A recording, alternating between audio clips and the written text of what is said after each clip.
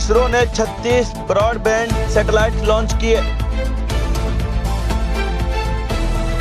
Lock on control पर फौज के सिपाहियों ने दिवाली मनाई। मोबाइल चोरी के इल्जाम में नाबालिग के खंबे से बांधकर पिटाई की। दारुल उलूम देवबंद समेत दर्जनों मदारिस मदरसा एजुकेशन बोर्ड से तस्लीम शुदा नहीं, सर्वे। इलेक्शन कमीशन के फैसले को इमरान खान का चैलेंज।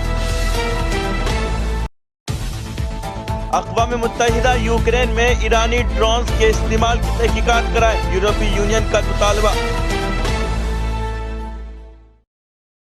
ईरानी मुजाहिरों के दौरान अब तक 244 हलाक, 12,500 गिरफ्तार, इंसानी हुकूक ग्रुप का दावा।